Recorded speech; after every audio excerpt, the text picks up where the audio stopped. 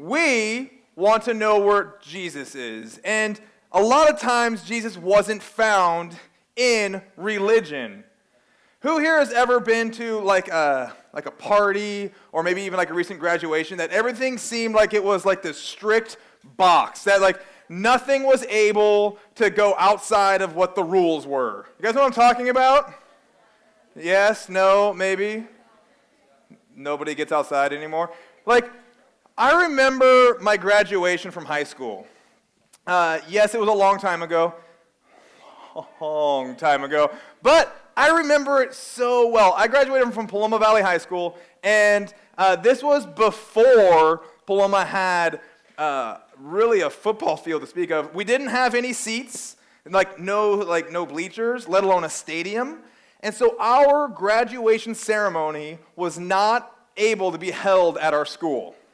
Okay, to give you an idea of how bad it was, we weren't able to play home football games at our school. We had to play at Paris because they built our football field 1 yard short.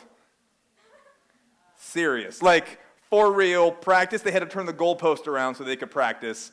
It was pretty bad. So, I graduated from Paloma, and we had it at Storm Stadium, which was pretty cool. Yeah, it was super cool. But I remember it so well because, A, it was like 180. I'm not kidding you. My friend Shay, she passed out from heat exhaustion and had to be taken away in an ambulance. That was awesome. We took our gowns off halfway through and got the stank eye from all the faculty, like, so mad and, like, pointing and doing this thing. And it's like, dude, it's 108. Like, I'm not going to die today. Sorry. And so we took our gowns off and, like, draped them over our chairs, right? But I remember that they had such strict rules. They had such strict rules about what we were allowed to do and not allowed to do. They had, like, rules. They said, like, no confetti, no silly string, no beach balls, pretty much anything outside of yourself and your little paper with your name on it. We weren't allowed to bring anything in. They did the whole thing while we're walking in. They would make you open your gown or like lift your gown to make sure that you had clothes on underneath it. One of those, yeah. You can tell how awesome our graduating class was because there were definitely people that were planning on streaking. And so, bummer for the people who checked those guys' robes. But, so, I remember thinking, okay, we're not going to bring anything in, fine, but we're still going to have a blast. So, my buddy Mike and I decided, well, we're going to accidentally trip down the ramp to, like, after we get our diplomas, like, just take diggers over each other, and everyone's going to, like, oh! And we, like, pop up and everything's fine, right? Like, that was our plan. We planned to try to run the bases, because who here has ever wanted to die, like, head first slide into home at Storm Stadium? In a gown. Yeah, like, how do you not want to do that? And so we had all these plans. We're like, yeah, this is happening.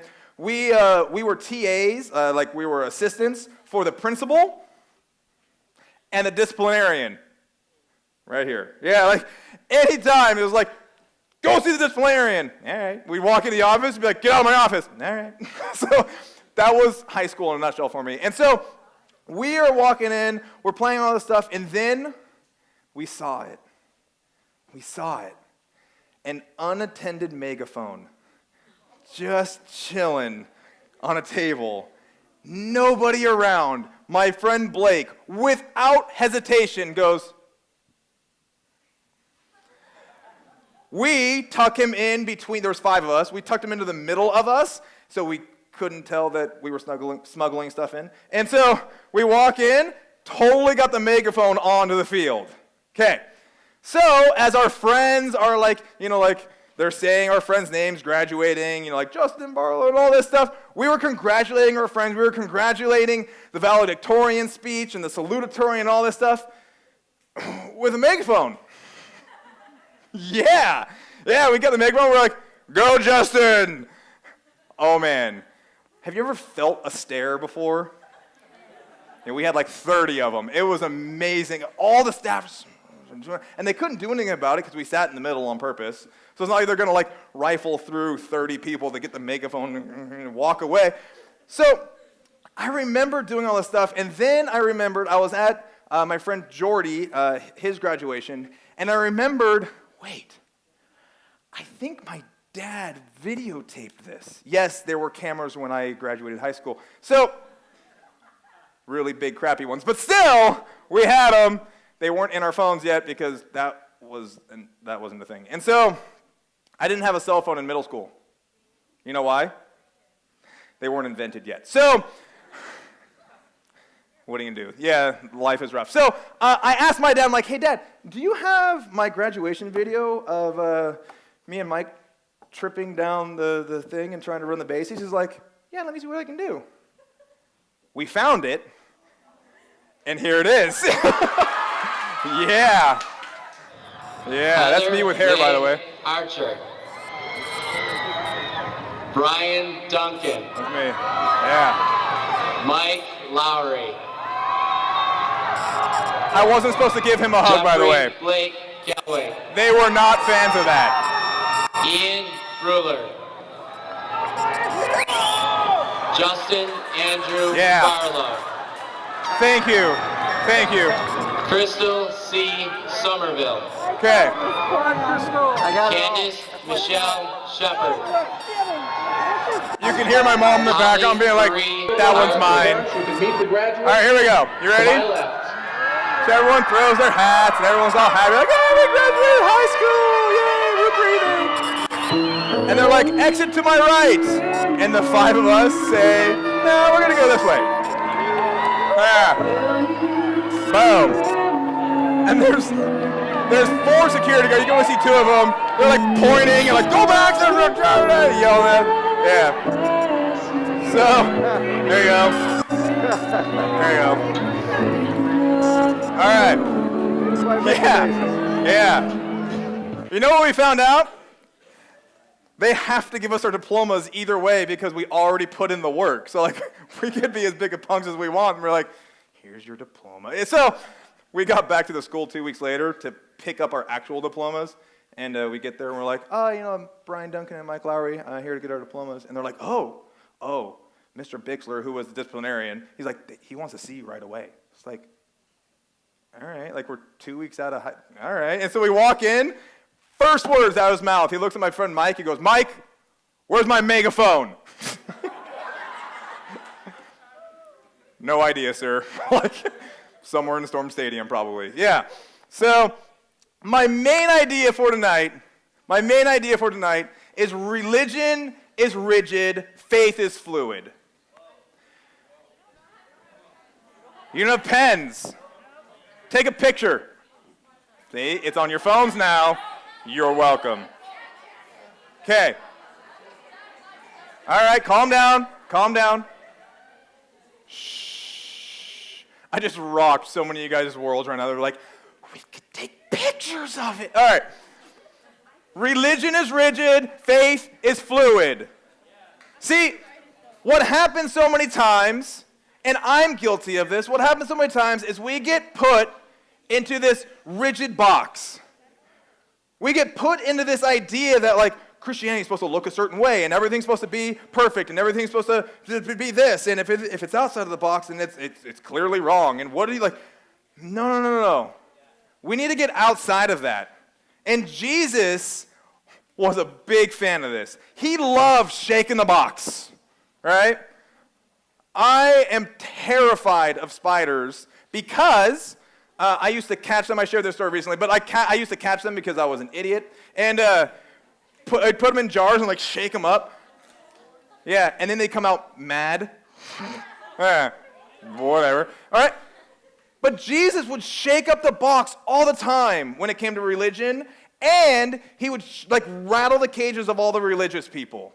We're going to be in John chapter 7, starting in verse 14. It says, not until halfway through the festival did Jesus go up to the temple courts and begin to teach.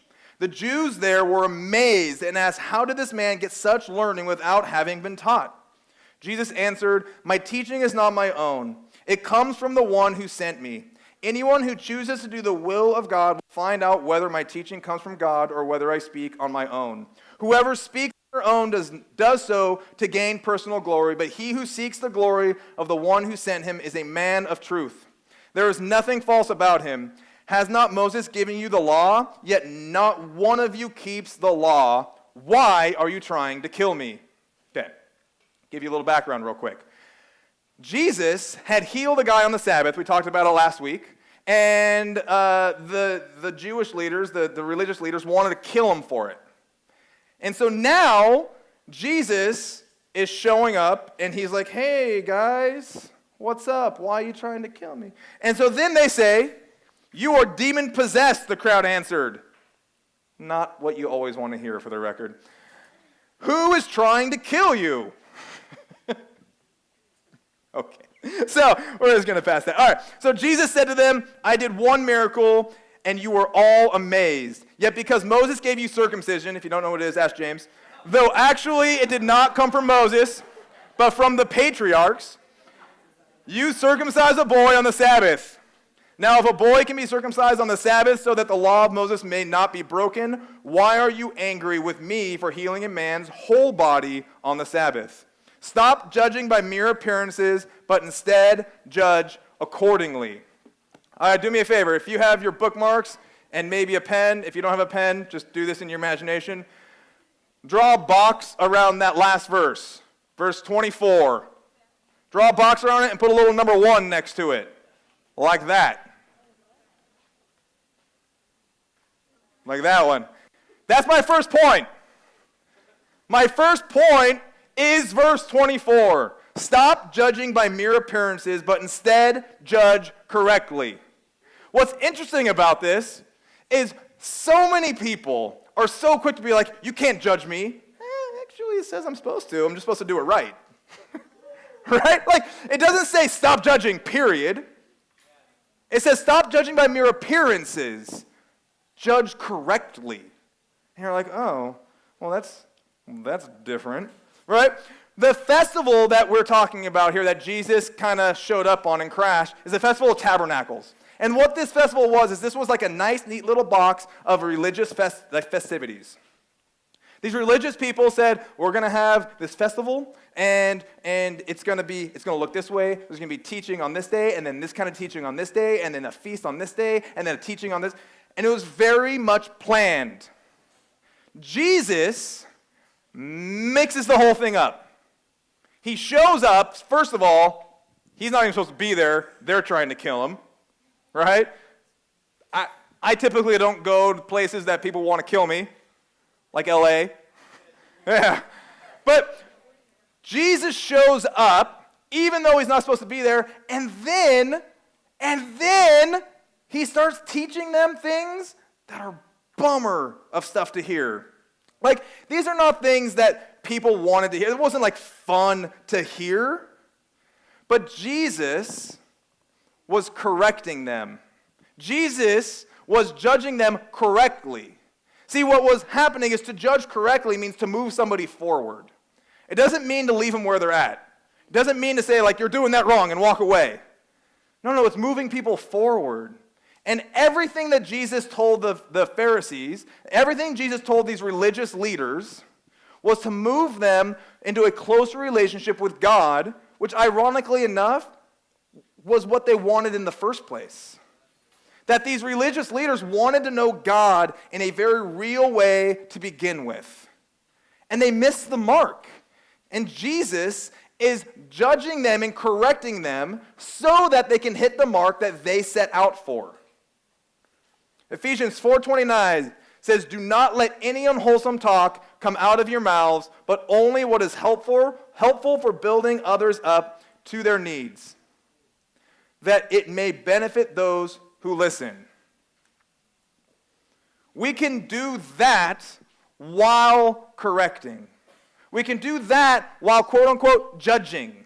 Because we're not judging people for the sake of judgment. We're judging people so that they would know God better. That they would be in a closer relationship with Him, but we need to keep this in mind.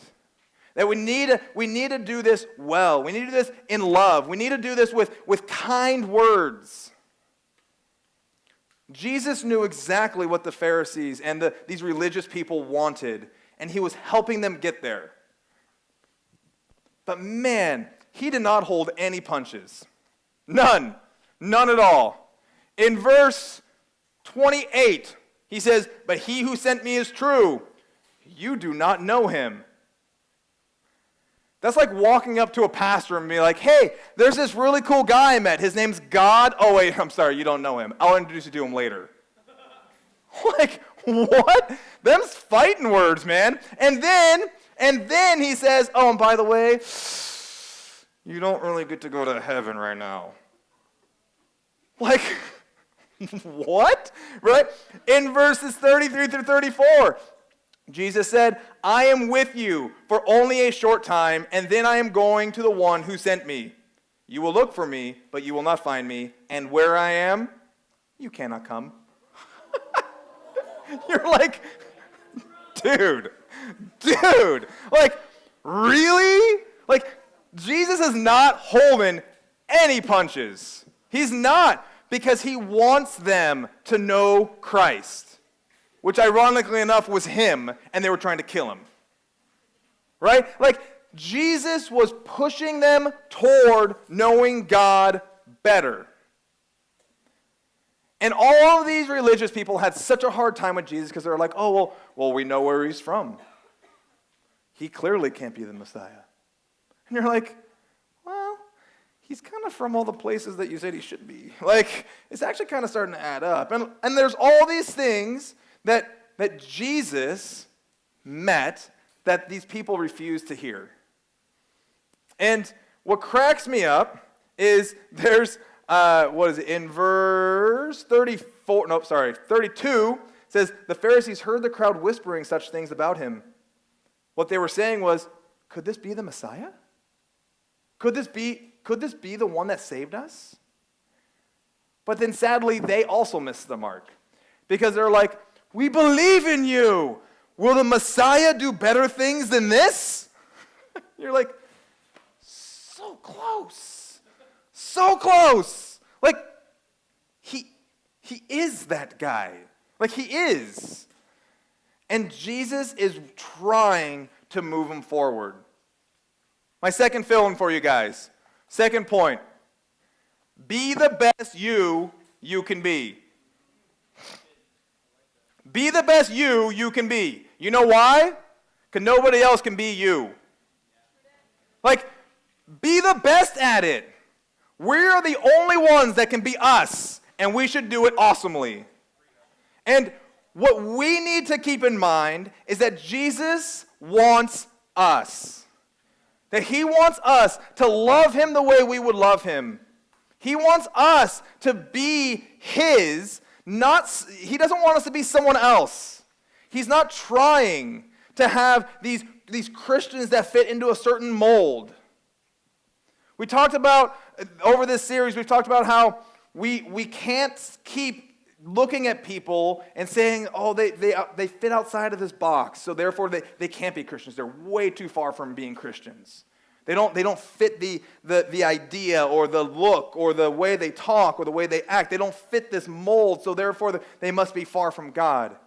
We can't do that to ourselves. Does knowing God change our behavior? Yes! Yeah! Thank you, Luke. All right, so, yes, knowing God changes our behavior, but us changing our behavior does not mean we know God. Like, we don't change our behavior so that we can know God. We know God, and our behavior is changed because of it. That God changes us. We don't change ourselves to become closer to him. It doesn't work that way. What we need to do is step out of this rigidness. We need to step out of this box that we've put ourselves in. We need to step out of this box of saying, well, I struggle with this. I struggle with depression, or I struggle with anger, or I cuss more than my parents know, or whatever this is. There's no way that I could ever call myself a Christian, so I'll just fake it. No. Jesus is not looking to recruit the best fakers. He's looking to recruit the best you. Like, God wants you to love him the way you would. And then it's our job to show the rest of the world that we can love God the way that we love God, and it's different than the way James loves God. It's different than the way Will loves God. But we all get together, and we all are still in the same community. That we can show the world that we can love God differently and still get along. We cannot sacrifice who we are for the sake of faking it or fitting into what we think Christians should look like. Should our actions change because we love Jesus? Absolutely. But we can't fake it till we make it. We need to be real with God. We need to be real with him. We need to be able to go to God and say, man, I don't know what I'm doing. I'm lost. I'm frustrated. I am angry. I don't understand. We need to be able to come to God with that. It doesn't make you less Christian to doubt. It doesn't make you less Christian because you can't actually be less Christian. Because you know what Christian means? Little Christ. It means you have accepted Christ as your Savior. And it's not like you're like, oh, well, I accepted Christ as my Savior, but only a little bit? No, like, it's a yes or a no. You guys know that, like, I remember in middle school, I would, like, there was a girl I liked, so I would be like, do you like me? Yes or no, and check the box, and you like give it to him. Actually, you wouldn't give it to him, have your friend give it to him because girls are scary. And then the paper would come back, and there's another box in there that says maybe, and it's checked. You're like, that was not part of the deal. Like, that was not it. Man, God is like, do you love me? Check mark, yes. Okay, sweet. Like, it's done. Now let's work on how you can look different. Let's work on how you can make yourself be a better you. The box is checked. We need to get out of this idea that we have to look a certain way. As the band comes up right now, I want to close with Mark chapter 12, verse 30. It says, love the Lord your God with all your heart and with all your soul and with all your mind and with all your strength. Your strength, your mind, your heart, your soul, not somebody else's. Love God with your heart. Love God the way you will. Love God with your soul and your strength. Not trying to pretend like you're someone else's soul or their heart or their strength. No, love God with yours. We need desperately to be able to approach God with who we are and be happy and proud and grateful that he allows us to do so.